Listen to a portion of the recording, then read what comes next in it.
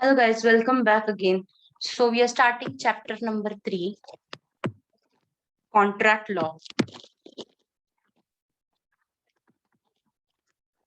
Contract law means everything related to contract. A contract is legally enforceable agreement between two or more parties with mutual obligation. The Indian Contract Act 1872 Section 2H defines the term contract as an agreement enforceable by law. Contract मतलब agreement enforceable by law. Enforceable by law. Contract मतलब agreement enforceable by law. Agreement मतलब क्या? Agreement section 2E of Indian Contract Act 1872 defines agreement as every promise and every set of promise forming consideration for each other. मतलब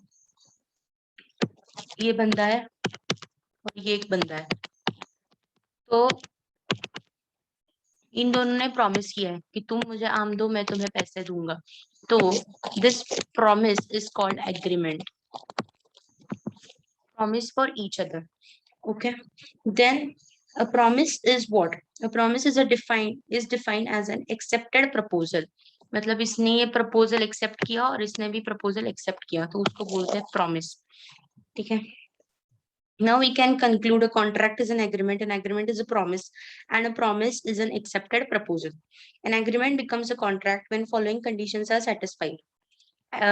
Agreement कब contract बनता है? Agreement कब contract बनता है? तो पहली बात तो first thing, when agreement becomes contract, first there must be some consideration. Consideration मतलब कुछ रिटर्न में आना चाहिए. दूसरी बात, there the parties are competent to contract. Competent होने चाहिए पार्टीज. उसके बाद there consent is free. Free consent मतलब किसी के दबाव में आकर वो कुछ काम नहीं कर रहे. उसके बाद फ्री कंसेंट के बाद ऑब्जेक्ट मस्ट बी लॉफुल, मतलब किसी स्मगलिंग का वगैरह हमें एग्रीमेंट नहीं बनाना है. फिर fifth, offer and acceptance should be there. Offer और एक्सेप्टेंस दोनों होना चाहिए. Okay. Then intention must be to create legal obligation. Legal obligation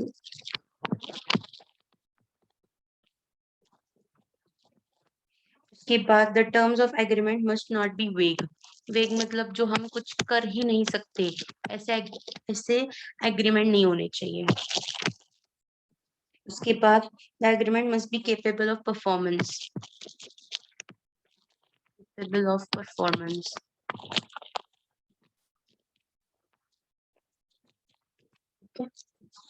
Then essential conditions of valid offer: expression of willingness to do or abstain from doing to obtain another's assent is first. Then intention to contract. Then third, express or implied offer. और fourth, certainty of offer. मतलब valid contract होने के लिए क्या क्या जरूरी है, तो ये 4 to 5 पॉइंट्स बहुत इंपॉर्टेंट है. एक्सप्रेशन ऑफ विलिंगनेस, मतलब विलिंगनेस होना चाहिए कॉन्ट्रैक्ट करने के लिए. विलिंगनेस. सेकेंड होना चाहिए इंटेंशन होना चाहिए कॉन्ट्रैक्ट करने का. Intention of contract. Third, express और इम्प्लाइड ऑफर और implied offer. Fourth, certainty of offer होनी चाहिए.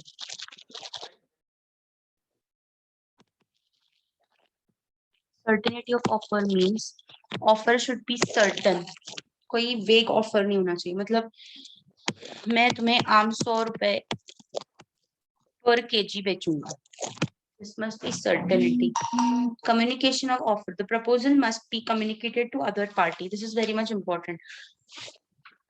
Essential elements of valid contract. Valid contract होने के लिए क्या क्या essential है? General essential elements हैं. There are two kinds of offers. Offer किन प्रकार के होते हैं? Offers are of two types. are of two types. First is general or second is specific. General and second is specific offer. General offer मतलब for example किसी ने dress लगाया display पर तो वो पूरे पब्लिक के लिए होता है राइट और स्पेसिफिक मतलब एक्स बोल रहा है वाई को तू मेरा घर ले ले तो this is specific offer to Y so this is called specific offer then offer an invitation to treat an offer is a final expression of willingness and offer or to be bound by his offer. Sometimes a person may not offer to sell his goods, but make a statement or give some information with a view to inviting other to make offer on that basis, where party without expressing his final willingness proposes certain terms on which he is willing to negotiate. He does not make any offer, but merely invites the other party to make an offer on those terms. For example, offer an invitation.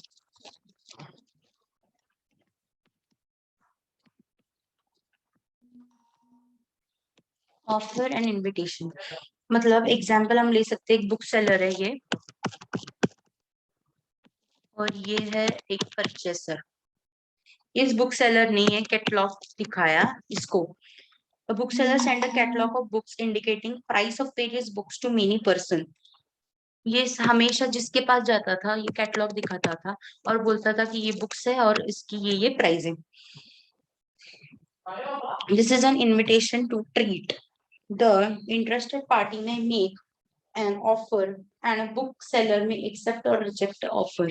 ये accept कर सकता है या फिर reject कर सकता है. Okay. Then is acceptance. Acceptance मतलब क्या? Section 2B में वो बताया है. Section 2B of Indian Contract Act 1872 defines acceptance as when a person to whom proposal is made signifies his assent thereof, the proposal is said to be accepted. मतलब इसने offer किया और इसने ठीक है एक्सेप्ट किया. एग्जाम्पल एक्स बोला Y को तुम मेरी कार ले लो वाई बोला ठीक है मैं लेता हूँ इस स्पेसिफाइड अमाउंट में तो उसको बोलते हैं एक्सेप्टेंस. वाई ने क्या किया एक्सेप्टेंस दिया. Then consideration. Consideration constitutes to very foundation of contract. An agreement is not supported by consideration is void. It is the cause of the promise and its absence would make the promise a grievous or bare promise. It's called an addendum pactum.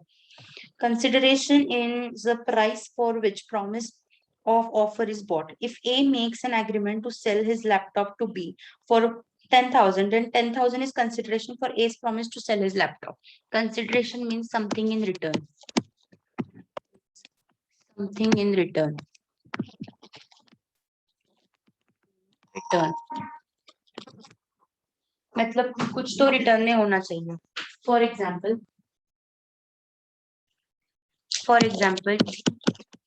ये एक है और ये y है. Something in return मतलब क्या? पैसे आने चाहिए.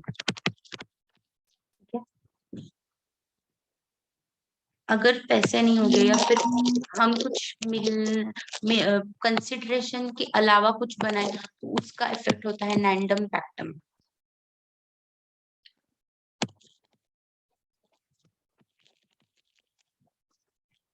Okay.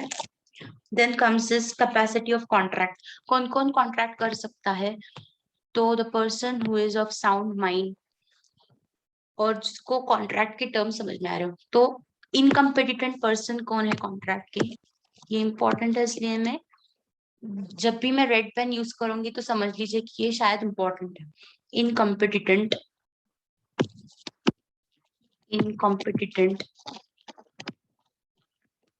to contract. First is minor, second is unsound mind person,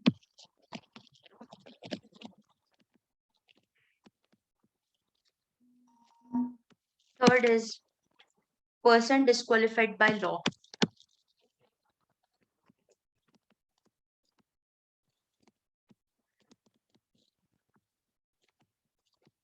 मतलब इसी लॉ ने बोल दिया है कि आप इस इंसान के साथ कॉन्ट्रैक्ट नहीं कर सकते।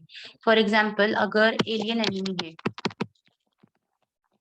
एलियन एनिमी मतलब कौन, दूसरे देश में रहने वाले जो लोग हैं वो हमसे कॉन्ट्रैक्ट नहीं कर सकते। फॉर एग्जाम्पल, ये इंडिया, ये पाकिस्तान है, तो पाकिस्तान में रहने वाला बंदा हमारा एलियन एनिमी है, तो हम उसके साथ कॉन्ट्रैक्ट नहीं कर सकते। Okay, keep it in mind. Then next, no minor person, minor मतलब जो 18 साल से कम उम्र का है उसको हम माइनर बोलते हैं। ठीक है, no estoppel against minor when minor represents at the time of contract that he is a major. The question arises whether the law of estoppel apply against him or not. It is defined that law of estoppel cannot be applied against minor even if he acted fraudulently. Minor अगर fraudulently भी act करेगा तो भी उसके against estoppel नहीं होगा। ठीक है, estoppel आपको पता ही होगा। No liability in contract or in tort arising out of contract. A minor may be liable in tort generally. However, he will not be liable for tort arising out of contract for a reason that such liability is indirect by way of enforcing his agreement. पहली बात तो हम minor के साथ कोई contract नहीं कर सकते, पर अगर किया भी तो वो कॉन्ट्रैक्ट एनफोर्सिबल नहीं होगा। एनफोर्सिबल मतलब नॉट एनफोर्सिबल, मतलब इसका कुछ काम ही नहीं है। Okay, doctrine of restitution. Doctrine of restitution मतलब क्या, मैं बताती हूँ। Doctrine of restitution. Doctrine of restitution means applies against a minor. Minor के खिलाफ ये अप्लाई होता है। माइनर मतलब कौन, 18 साल से नीचे वाला बंदा, ये है माइनर। तो इसके अगेंस्ट ये, इसको हम एक्स नाम दे देंगे। ठीक है, this is when minor obtains the property, the minor obtains the property fraudulently। मतलब क्या कि माइनर ने कोई ऐसा काम कर दिया। This is when minor obtains a property or goods by false representation. He can be compelled to restore it, but only as long as same is traceable in possession. मतलब 18 साल के नीचे वाला कोई अगर बच्चा गया और उसने कोई प्रॉपर्टी इससे ले ली, तो मतलब ये इस वाई से, तो वाई इससे प्रॉपर्टी ले सकता है सब्जेक्ट ट्रेसेबल। मतलब अगर वो प्रॉपर्टी ट्रेस हो सकती है तो ही वाई एक्स से ले सकता है, नहीं तो नहीं ले सकता। Okay, this is called doctrine of restitution. Section 33 of Specific Relief Act provides for doctrine of restitution which is applicable against minor for money also. Specific Relief Act जो है, रिलीफ में क्या बताया गया है कि मतलब अगर कोई ये एक्स है, इस एक्स ने वाई से मनी चुरा लिए या ले लिए, तो वाई एक्स से मनी ले सकता है। ठीक है, although a minor is not personally liable, his property can be get liable। मतलब ये एक्स पर्सनली लाइबल नहीं हो सकता, पर एक्स के नाम पर अगर कोई प्रॉपर्टी होगी तो उस प्रॉपर्टी से वाई को पैसे दिए जाएंगे। ठीक है, persons of unsound mind, a person is said to be of unsound mind for purpose of making contract if at the time of when he makes it he was capable of understanding and forming a rational judgment to effect upon his interests। A person who is usually of unsound mind but occasionally of sound mind may make a contract then he is of sound mind। अब unsound mind मतलब क्या, जो पागल है या lunatic है। कुछ unsound mind वाले पर्सन कैसे होता है कि फॉर एग्जांपल ऑटिज्म में क्या होता है कि वो बंदा कुछ समय के लिए अच्छा होता है, कुछ समय के लिए पागल होता है। तो जब वो अच्छा होता है तब वो कॉन्ट्रैक्ट कर सकता है, और जब वो अनसाउंड माइंड का होता है तब वो कॉन्ट्रैक्ट नहीं कर सकता। Okay,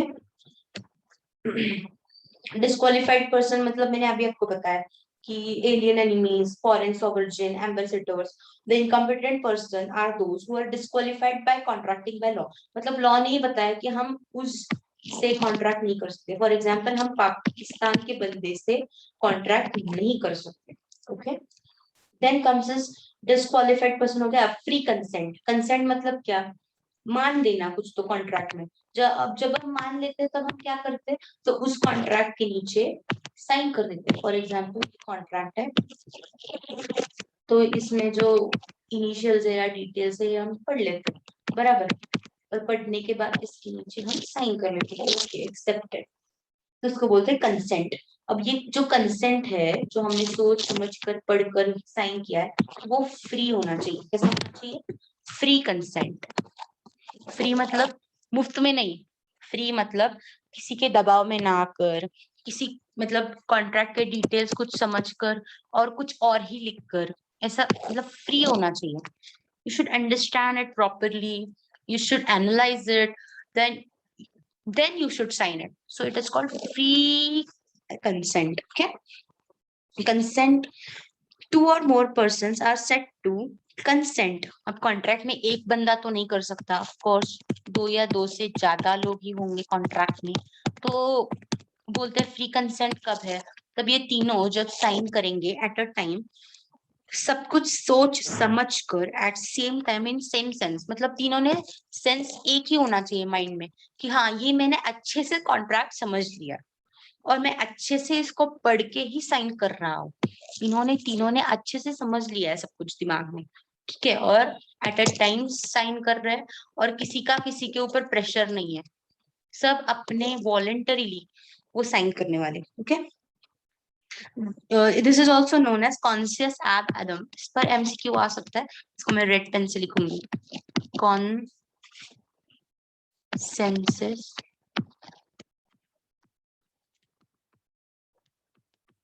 add item. Okay, consensus ad item. Okay, then consent is said to be free when it is not caused by coercion, undue influence, fraud, misrepresentation or mistake. ये कब बोलते हैं कि कंसेंट इज फ्री? जब उसमें coercion ना हो. ये भी इंपॉर्टेंट है. Consent is free when it does not contain. I know my handwriting is really bad, but you know what? जो बचपन से ही मेरा हैंडराइटिंग ऐसा ही. आपको समझ में आ रहा हो तो बताइएगा. अगर आपको कुछ भी गंदा लगे या आपको कुछ भी समझ में ना आए तो आप मुझे प्लीज सुधारने के लिए कमेंट सेक्शन में जरूर बोलिएगा. Okay guys. अंडर इन्फ्लुएंस,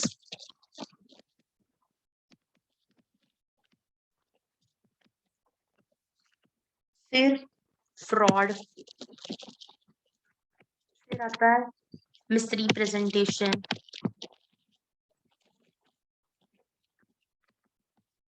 फिर आता है mistake.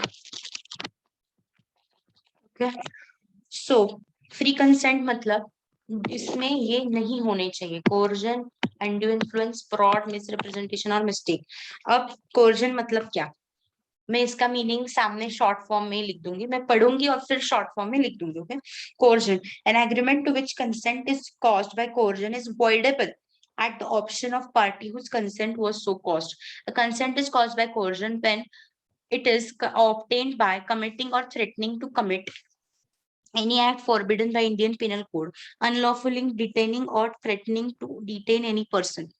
But for example, A threatens to shoot B if B does not agree to sell his property to A at stated price. B's consent has been obtained by coercion. आपको समझ में आ गया होगा. Coercion मतलब दूसरों को धमकी देना, धमकी देके साइन करवा लेना, धमकी से कंसेंट हासिल करना. Okay, it is voidable. voidable मतलब क्या? जिसको धमकी दी है वो कॉन्ट्रैक्ट कैंसिल कर सकता है, उसको बोलते हैं voidable. ठीक है. अंडर इन्फ्लुएंस मतलब where the relations subsisting between the parties are such that one of the parties is in position to dominate the will of another and uses the position to obtain an unfair advantage over the other, there is said to be an undue influence. A having advanced money to his son, B during his minority, Upon B coming of age, obtains a misuse of parental influence, a bond from B for greater amount than a sum due in respect of advance. Undue influence मतलब क्या? Influence का गलत इस्तेमाल करना. मतलब for example यहाँ पे दिया है कि ए और बी थे, ए बी के फादर थे और बी ने पैसे दिए थे ए को, और जब बी बड़ा हो गया तब ए जो थे उसके फादर, उन्होंने इन्फ्लुएंस किया बी पर और बताया कि तुम्हें इतने पैसे मुझे देने ही होंगे. क्यों? पेरेंटल इन्फ्लुएंस किया. ओके, अंडर इन्फ्लुएंस समझ में आ गया. दिस इज ऑल्सो वॉइडेबल, मतलब जिस पर इन्फ्लुएंस हुआ है वो कॉन्ट्रैक्ट कैंसिल कर सकता है. Than fraud. फ्रॉड मतलब an agreement to which a consent is caused by fraud is voidable at the option of a party whose consent was so caused. ठीक है.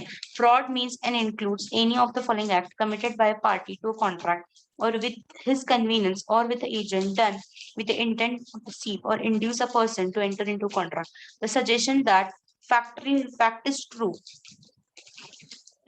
when it is not true, and a person making a suggestion does not believe it to be true. Active concealment of any fact by a person. Promise made without any intention of performing. Then any act fitted to deceive. Fraud मतलब क्या? दूसरे के साथ fraud करना. Essential क्या है? The suggestion of the fact it is true when it is not true. मतलब ऐसी fact बताना जो true नहीं है और उसको बताना कि ये true है.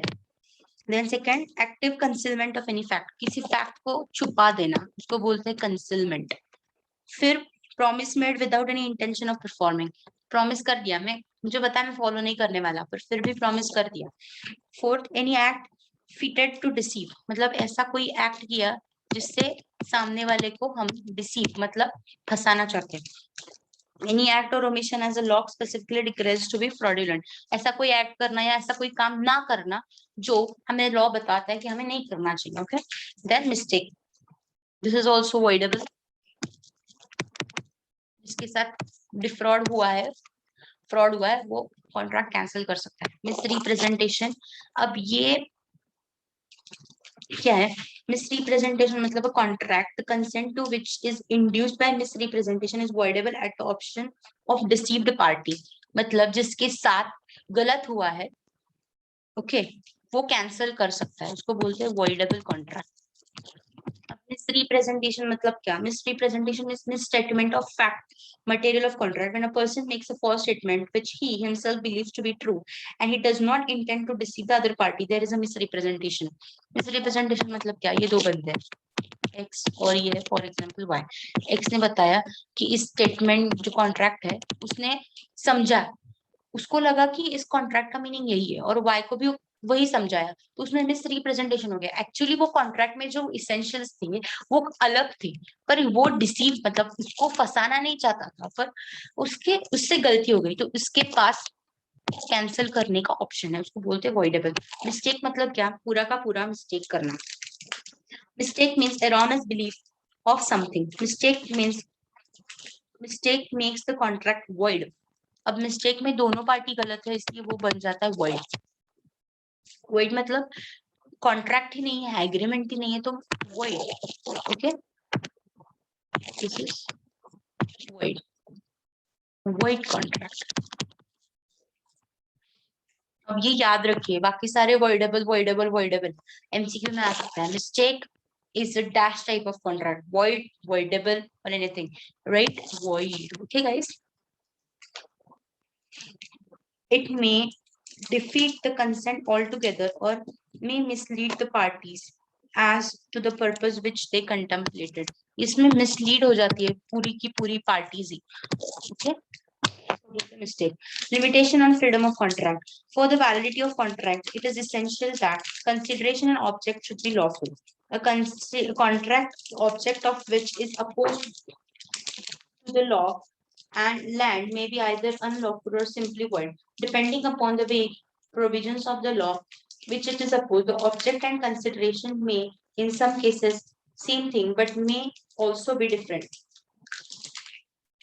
The money is borrowed for the purpose of the marriage of minor. The consideration for the contract is loan and the object is marriage. Consideration and object of the agreement are lawful unless It is forbidden by law.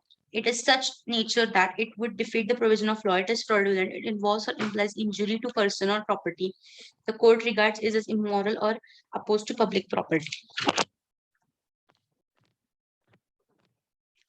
अब हो गया limitation on freedom of contract. अब contract की जो terms है, contract की जो terms या फिर कंसिडरेशन या फिर ऑब्जेक्ट, वो क्या होने चाहिए?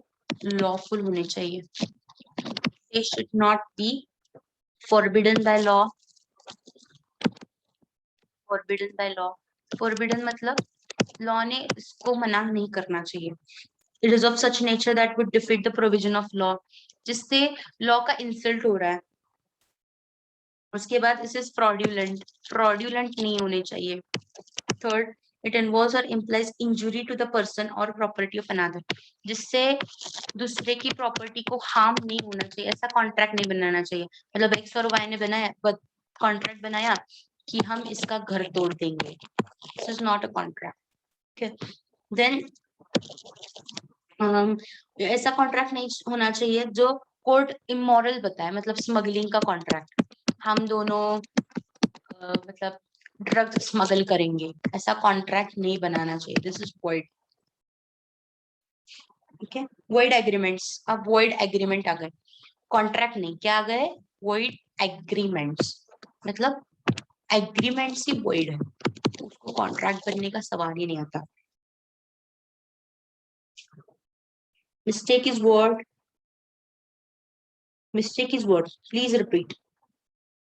Mistake makes contract void. क्या होता है मिस्टेक? कॉन्ट्रैक्ट void होता है. पर यहाँ पर एग्रीमेंट ही void है. एग्रीमेंट मतलब स्टार्टिंग से ही वो void है, उसको कॉन्ट्रैक्ट बनने का सवाल ही नहीं आता. ठीक है. void agreements. Agreement of which consideration or object is unlawful. Consideration or object unlawful. Second, agreement without consideration. Without consideration वाले एग्रीमेंट कॉन्ट्रैक्ट बन ही नहीं सकते. मतलब ये फर्स्ट स्टेज में ही अनलॉफुल है या फिर void है. इस वजह से वे कॉन्ट्रैक्ट नहीं बन सकते. ये कॉन्ट्रैक्ट ही नहीं बन सकते. ये एग्रीमेंट में ही void हो जाते. Okay. Agreement in restraint of trade, marriage. बस सुनते जाइए. Okay. Agreement which are uncertain and ambiguous. Ambiguous मतलब झूठे.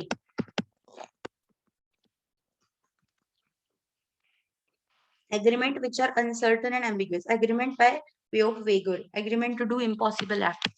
Impossible act वाले agreement मतलब मैं तुम्हारे लिए चांद तारे तोड़ के लाऊंगा. Impossible यार. Agreement ही नहीं हो सकता तो contract का सवाल ही नहीं होता. Okay. This is also important type of thing, but not so important, but important. This will be MCQs आ सकते हैं. Discharge of contract. When a performance of a contract becomes impossible, the purpose of which parties have in mind, it is frustrated. Discharge of contract. Contract मतलब ये हो गया x. अभी x और y हमारे मतलब आपको बोर हो रहा होगा. ये हम लेते हैं a और b. ठीक है. ए और बी में कॉन्ट्रैक्ट बना था. ए एक आर्टिस्ट थे और बी आर्ट निकालने वाले, मतलब कॉन्ट्रैक्ट किया था बी के साथ कि बी बोला कि तुम मेरा ड्राइंग या पेंटिंग बनाओगे, और एक के हाथ ही कट गए, वो आर्ट नहीं बना सकता. सो कॉन्ट्रैक्ट परफॉर्म होना अब पॉसिबल ही नहीं है. So it is called frustrated. Okay. It is performance become impossible because of supervening event. The promisor excuses from the performance of the contract. This is known as doctrine of frustration. Frustration मतलब अब नहीं हो सकता. जिसके लिए contract बनाया था अब वही नहीं रहा तो क्या करेंगे. आर्ट बनाने के लिए उसके पास हाथ ही नहीं रहे बेचारे. एक्ट्रेस थी, उसकी डेथ हो गई, अब कैसे करेंगे एक्टिंग. वो कॉन्ट्रैक्ट में सब्जेक्ट मैटर नहीं रहा तो क्या करेंगे. Grounds for frustration. Destruction of subject matter, जैसे मैंने अभी बोला. चेंज ऑफ सर्कमस्टेंसेस मतलब हम बिजनेस करने वाले थे लेकिन कोविड-19 स्टार्ट हो गया, अब चेंज की सिचुएशन हो गई तो अब हम कैसे बिजनेस करेंगे भाई. ठीक है. देन कमर्शियल हार्डशिप, मतलब पैसे आने वाले थे एक बंदे के पास से, उसने पैसे ही नहीं दिए।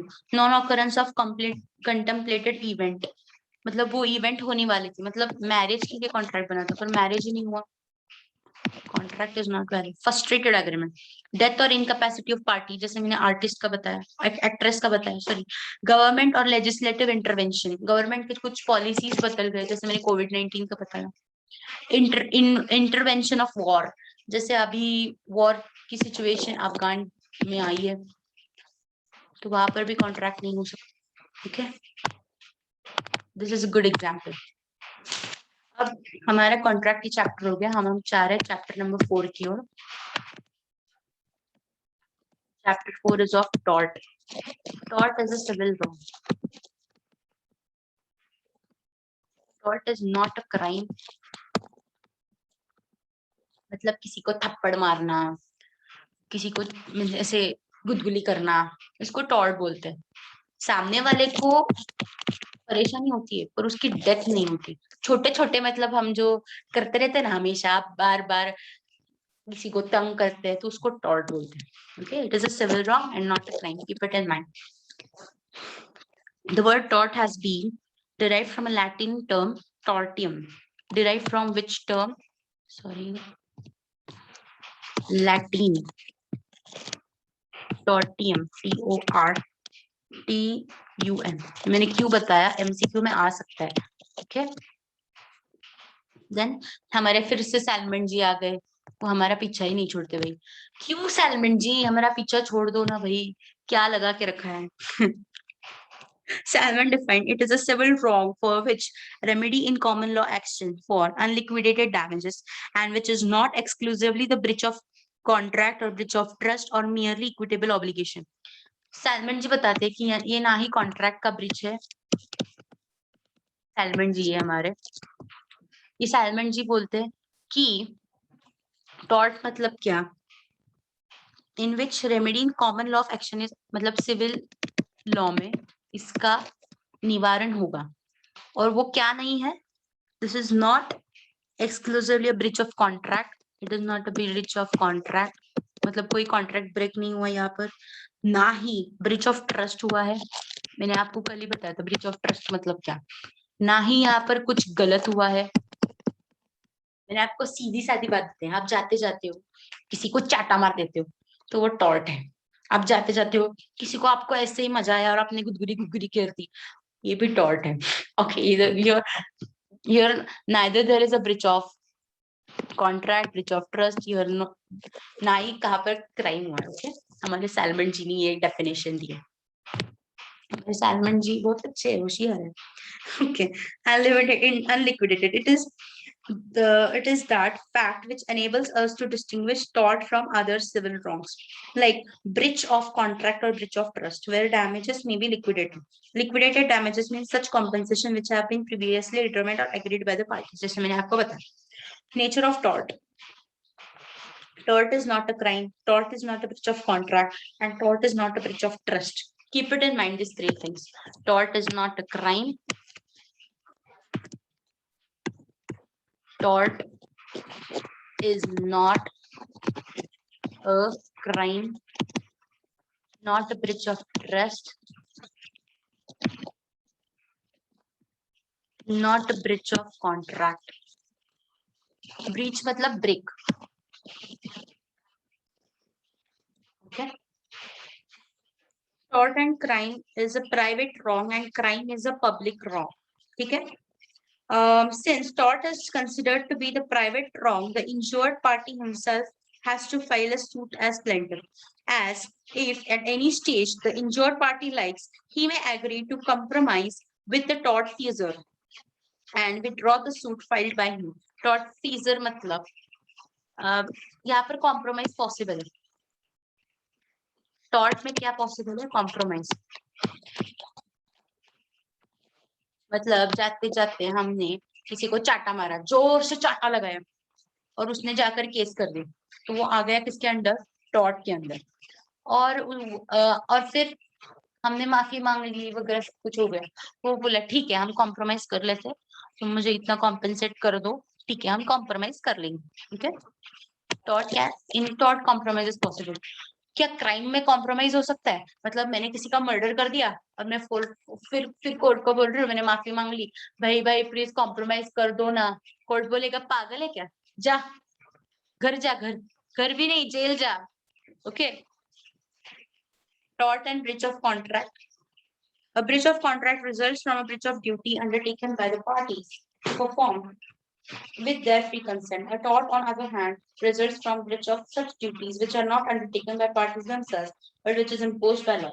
In contract, the duty is based on privity of contract, and each party owns a duty only to other contracting party. If A and B make a contract, A's duties towards B and B only. B does not owe any duty in respect of the contract to any other person other than A. समझ में आ रहा है ना? Essentials of tort. Tort में क्या क्या होना जरूरी है? पहली बात, there must be an act or omission on part of defendant. Defendant ने ऐसा कुछ काम करना चाहिए। डिफेंडेंट मतलब मैंने कल ही बताया, जिस पर केस लगी पड़ी है। डिफेंडेंट मतलब डिफेंडेंट ने ऐसा कुछ एक्ट या ओमिशन करना चाहिए। Okay, then in order to make person liable for tort, he must have done some act which he has not expected to do, or he must have omitted to do something he was supposed to do. A commits the act of trespass, मतलब ये x था और ये y था, ये x का घर है, ठीक है, और y जानबूझकर हंसते हंसते इसके घर से निकल गया, ट्रेसपास कर दिया, तो वो टॉर्ट हो गया। ठीक है, एक्ट और omission should result in legal damage.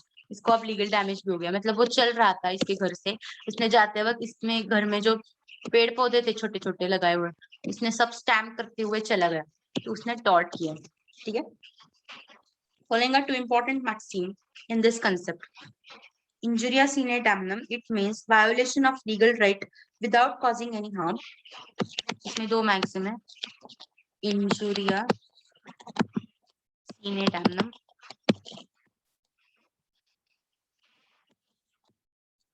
और damnum sine injuria।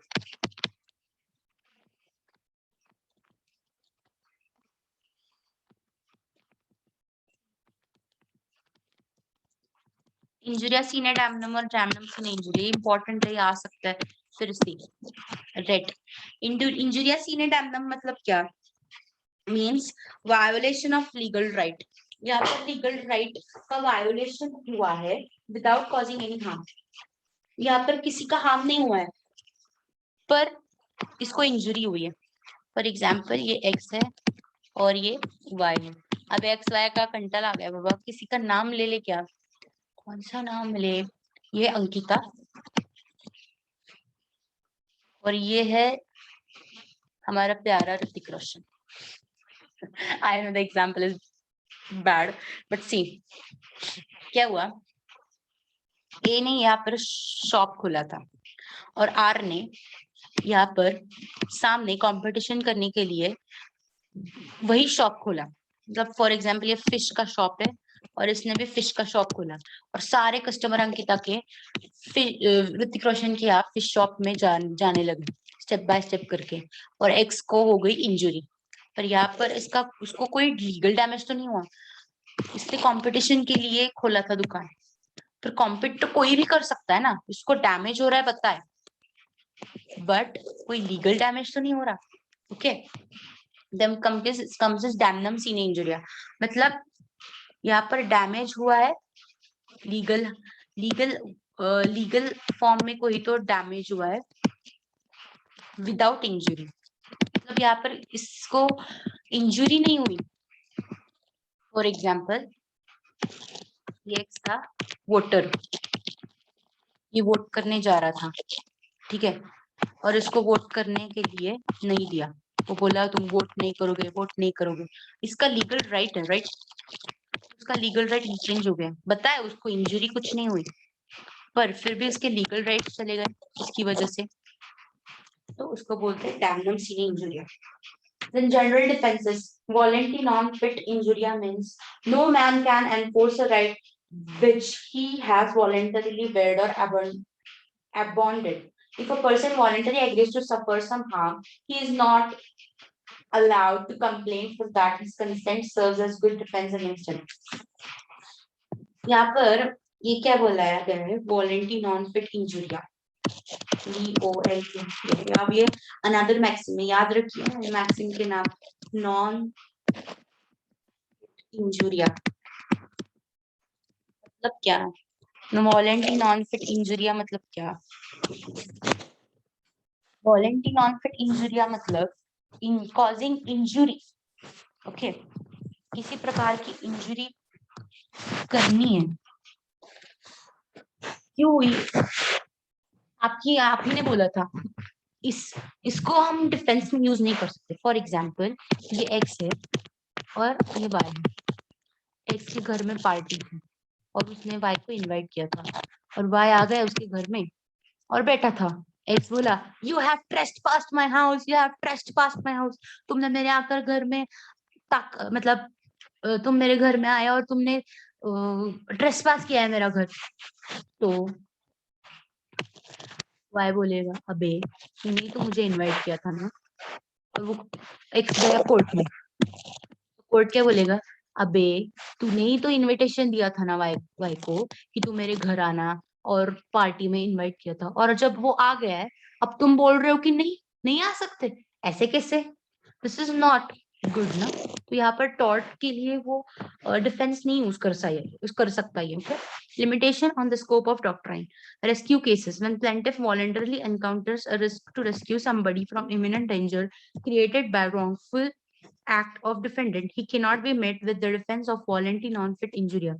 Okay, उसने खुद से काम किया और फिर बोल रहा है अब तुमने मेरे घर में आकर ताक चालाकी की, तुम बहुत बुरे इंसान हो। नहीं रे बाबा, नहीं मिल सकता। तुमने एक तो इनवाइट किया और फिर बोल रहे हो कि मैं कोर्ट जाऊंगा, तुम्हारे ऊपर केस करूंगा। फिर एक्ट ऑफ गॉड के लिए भी किसी तरह का डिफेंस हम नहीं यूज कर सकते। एक्ट ऑफ गॉड भी टॉर्ट में नहीं आता। एक्ट ऑफ गॉड मतलब ये एग्जाम्पल, ये एक्स का घर है और ये वाई का घर। नहीं ये नहीं लेते एक्स वाई, कंटल आ गया। ये हमारे कॉन्ट्रैक्टर जी, प्यारे प्यारे प्यारी प्यारी कॉन्ट्रैक्टर जी, और इसने ये बिल्डिंग बनाई, ये सी बिल्डिंग। कार्ड बहुत खराब है मुझे पता है, बड़ी सी बिल्डिंग बनी और ये हो गई बहुत ज्यादा बारिश और फ्लड्स आ गए। ये नदी से आ गई फ्लड और फ्लड की वजह से बिल्डिंग को नुकसान हो गया। तो क्या कॉन्ट्रैक्टर लायबल होगा टॉर्ट के लिए? नहीं, because it is act of God. Act of God पर ही पूरा पिक्चर है ये। ओ माय गॉड, ठीक है, तो ये डिफेंस में नहीं आएगा। Okay guys, please try to understand. मुझे बताया आप अभी हंस रहे होंगे कि कैसी ड्राइंग बनाई, पर आपको कॉन्सेप्ट समझ में आना चाहिए। ओके, देन विकेरियस लायबिलिटी क्या है? विकेरियस लायबिलिटी मतलब कहे को कोई और भुगतू क्यों मैं?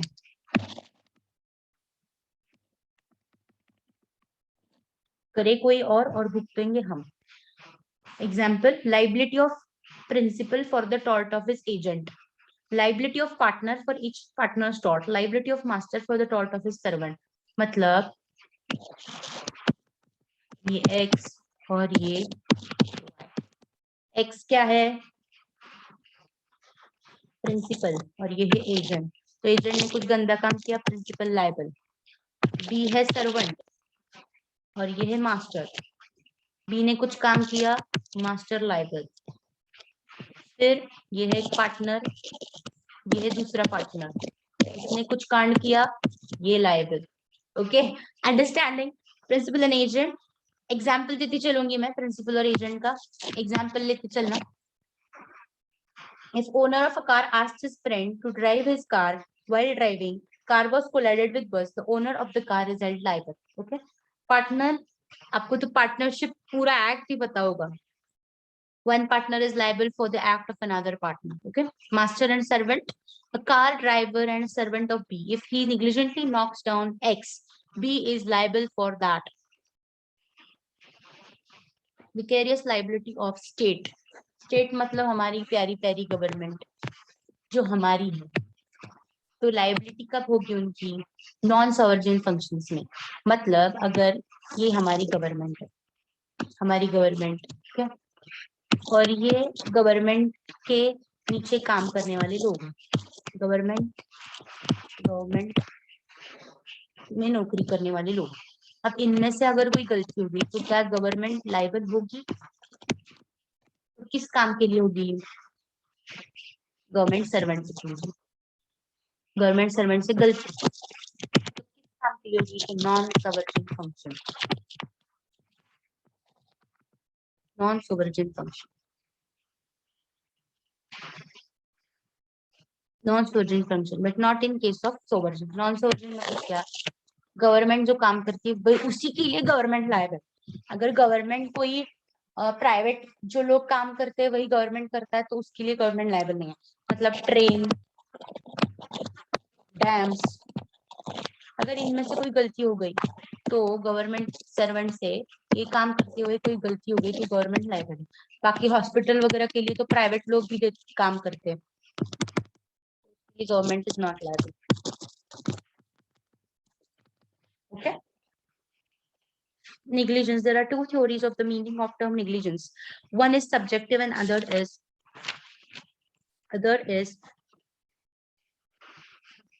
one is subjective and other is objective. Negligence is state of mind and negligence is a type of conduct. Essential of negligence. Negligence मतलब मुझे ड्यू केयर लेना था पर मैंने ड्यू केयर नहीं लिया, मैं निग्लिजेंट रही। निग्लिजेंट मतलब लापरवाही करना, सिंपल सेंस में बता रही हूँ, लापरवाही। उसके लिए भी आपको सजा हो सकती है अगर आपने ड्यू केयर नहीं लिया। Due care changes according to changing situation. मतलब x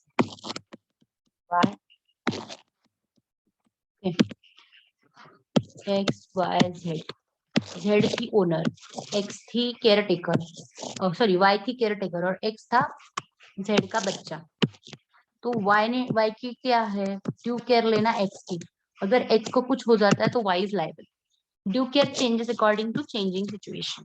okay, then res ispa loquitur as rule the onus on providing negligence is on plaintiff. He is not merely establish the fact of defendant's negligence and his own damage, but show that one was effect of the another. But in certain cases, when plaintiff need not prove that inference of negligence is drawn from the fact, thus direct evidence of negligence is not always necessary, and same may be inferred from circumstances of the cases. Plaintiff को ही prove करना है defendant से गलती हो गई है, negligence हुआ है, ये कौन प्रूफ करेगा? Defendant. There is a presumption of negligence according to Maxim, which means think speaks for itself. If a brick falls from a building and injures a passerby on a highway, or goods while in possession of belly are lost, or death of a person is caused by life broken electric wire in a street, a presumption of negligence is raised in above examples. Defenses of negligence. Act of God, inevitable accident, contributory negligence of plaintiff, voluntary non-facet, express contract, judicial act, acts which are occasioned by the elementary force of nature, unconnected with agency or man. A lying drunk on roadway, B approaches in motor car around bend road, but just before he reaches the point which under ordinary circumstances he would first see a sheet of newspaper blown by wind against windscreen and materially obscure his view. He runs over and injures him. Nuisance and tort means unlawful interference with person's use or enjoyment of land or some right over or connection with it. Nuisance are of two types: public nuisance or private nuisance. Public nuisance is a crime under section 268 और private न्यूजेंस is a tort और civil wrong. मैंने अभी आपको बताया था, ये सब मैंने आपको एक्सप्लेन किया।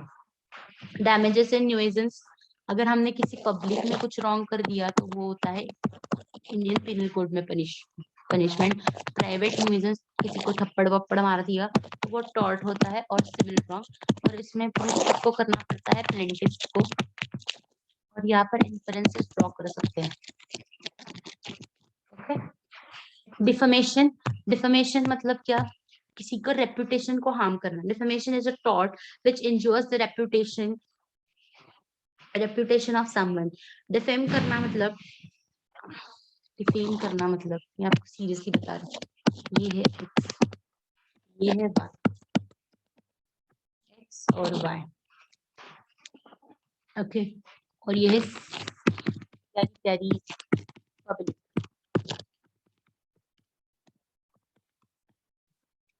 वाई का फ्रेंड है, और वाई हमेशा बोलता रहता है, एक्स के बारे में बुरा बुरा बोलता है, पब्लिक को हमेशा बताता है।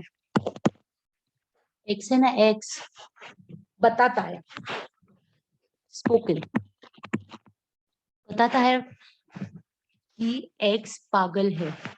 एक्स ने एक बार न्यूज़पेपर में छाप दिया, लिखता है कि ये पागल है। एक्चुअल में एक्स कुछ है ही नहीं, पर वाई बोल रहा है, लिख रहा है, या कुछ इशारों से बता रहा है इसको, पब्लिक को, कि वाई पागल है, वाई चोर है। तो एक्स का रेपुटेशन डैमेज हो रहा है, और एक्स, पब्लिक जो है एक्स से बात ही नहीं कर रही है। This is called defamation of X. Okay, this is tort as well as crime. अब ये क्राइम में जाएगा या टॉर्ट में जाएगा, ये changes according to changing situation. Okay, पर आपको आई होप समझ में आ गया होगा कि what is crime, sorry what is defamation. Okay, defame मतलब क्या, किसी को डिफेम करना। ठीक है, देन हमारा चैप्टर 2 पूरे के पूरे हो गए guys. Okay, then legal maxim हम रोज हर रोज हम 10 शब्द देखेंगे, लीगल मैक्सिम्स, लीगल टर्म्स और लीगल मैक्सिम हम देखेंगे। अभी लीगल मैक्सिम तो हमारे चैप्टर के साथ हो गए 4-5। अब अभी हम देखेंगे लीगल टर्म्स। लीगल टर्म्स मतलब क्या, लीगल में उसका मीनिंग क्या होता है उस वर्ड का। First, abstract of title. मैं बस रीड करते जाऊंगी, आप उसको स्लो मोशन में करते सुन लीजिएगा, ओके, वीडियो को। Abstract of title, a chronological summary of all official records and recorded documents affecting title of parcel of real property. Acceptance, the taking and receiving of anything in good faith. Accomplice, a partner in crime. Accretion, the increase or accumulation of land by natural causes, as out of lake or river. Acknowledgement, a formal declaration before an authorized official by the person who executed an instrument. Then acquittal, a release or absolution or discharge of an obligation or liability. Action, case, cause, suit or controversy disputed or consented before court of justice. Adjunctive law, also procedural law, that body of law which governs the process of protecting the rights of substantive law. Adjudication, giving or pronouncing a judgment or decree, also a judgment given. Administrative agencies, agencies created by legislative branch of government to administer laws pertaining to specific areas of laws. हर प्रत्येक जो मैं आपको समझा रही हूँ ना word, अभी हमारे कितने वर्ड्स हो गए मैं बताती हूँ, 1 2 3 4 5 6 7 8 9, और एक बच गया। हम हर रोज 10 वर्ड्स करेंगे, ठीक है, लीगल टर्म्स के। और इंग्लिश में भी हमारा वो कैब है ना, हमको वो भी ऐसे ही करना पड़ेगा। इंग्लिश का भी जब हम इंग्लिश स्टार्ट करेंगे, और ये दोनों हमको 10-10 वर्ड्स करने, मतलब हर रोज हम 20 वर्ड्स करेंगे, उसके मीनिंग्स मतलब, ठीक है। Administrative agencies, agencies created by legislative branch of government to administer laws pertaining to specific areas such as taxes, transportation and labor. Okay, 10 हो गए। अब हम लीगल टर्म्स के बाद जा रहे हैं important treaties and convention. Legal maxims हम कल से स्टार्ट करेंगे, तो आपको बहुत ज्यादा हो जाएगा। पहले हम आज करेंगे लीगल जनरल नॉलेज, जो हमारे पास होना बहुत जरूरी है। reforming the law for maximizing justice in society and promoting good governance under the rule of law. The first such commission was established in 1834, Law Commission of India. कब मैं आपको points बताती जा रही हूँ बस जो एमसीक्यू में आ सकते हैं. Law Commission of India was formed in 1834 with the Charter Act 1833. Okay. Law Commission of India को क्यों फॉर्म हुआ था? For maximizing justice in society and promoting good governance under the rule of law. ताकि good governance maintain हो सके under rule of law. The first such commission was established in 1834. जिसे मैंने बोला under the chairmanship of Lord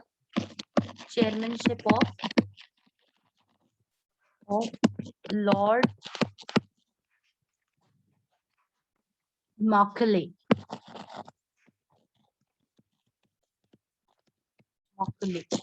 ये भी याद रखिएगा, इस पर एमसीक्यू पिछले साल शायद आया था ना. फिर the government of India reacted favorably and established the first law commission of independent India. ये before independence है, before independence. और after independence कब हुआ था? 1955. After independence. Okay. With then Attorney General of India, with whom Attorney General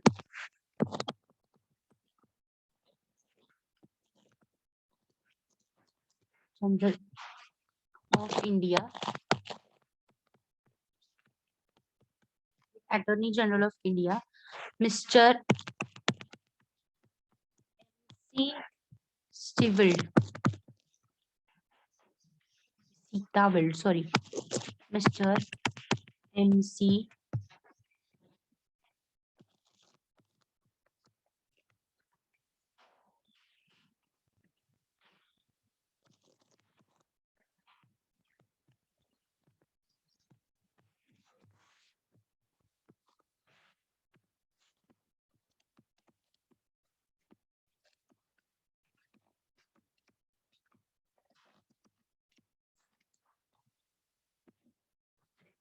M.C. Sitawald as its chairman. Okay. Before independence कौन थे? Lord Macaulay. और after independence chairman कौन थे? Sitawald. सॉरी. और फॉर्म कब हुआ था? 1955 में. याद रखिएगा. अब मैं कमीशन हमारे जो इंडिया में आफ्टर इंडिपेंडेंस हुए थे उसके चेयरमैन में जस्ट पढ़ती जाऊंगी, आप बस सुनते जाइएगा. इस पर शायद एमसीक्यू बन जाए, पर आप बस मैं पढ़ती जाऊंगी, आप सुनते जाइए. Second Law Commission 1958-61, Mr. Justice T.V. Karma Iyer. Third Law Commission, Mr. Justice J.L. Kanpur. Fourth Law Commission, Mr. Justice K.L. Kanpur. Again he. Fifth Law Commission, Mr. K.V.K. Sundaram, ICS. Sixth Law Commission, Mr. Justice Dr. P.B. Gajendradkar. Then seventh, Mr. Justice Dr. P.B. Gajendradkar. Then 8th Law Commission, Mr. Justice H.R. Khanna. Then 9th, Mr. Justice P.V. Dikshit. 10th, Mr. Justice K.K. Mathur. 11th, Justice D.A. Desai. 12th, Justice M.P. Thakkar. 13th, Justice K.N. Singh. 14th, Justice K. Jayashankar Reddy. 15th, Justice K. BP Jeevan Reddy. 16th, BP Jeevan Reddy, again him. Then 17th, Mr. Justice M. Jagandha Rao. Okay. 18th Law Commission, Mr. Justice A.R. Lakshman. 19th Law Commission, Shri Justice P.V. Reddy. Then 21st Law Commission is the last, Balbir Singh Chauhan. तो हमारे लिए chairman का question 3 के लिए आ सकता है. Before independence in 1834 Lord Macaulay, After independence, first 1955 attorney general chairperson mister Setalvad, और 21st का भी आ सकता है, ईयर कौन सा है 2015 से 18 साल लेकर, मिस्टर जस्टिस बलबीर सिंह चौहान, याद रखिए तीन। फिर since then 21 more law commissions have been appointed each 3-year term. Law commission किन किन हाउ मेनी से कितने साल के लिए बनाते हैं, तो 3 years, ये भी एमसीक्यू आ सकता है। 21st Law Commission, the Union Cabinet approved the Constitution of 21st Law Commission of India with effect from 1 September 2015 to 31st August 2018. 21st का क्वेश्चन आ सकता है, इसलिए मैंने बोला था। देखिए 1 September to 15 to 31st August 2018, 3 years का है।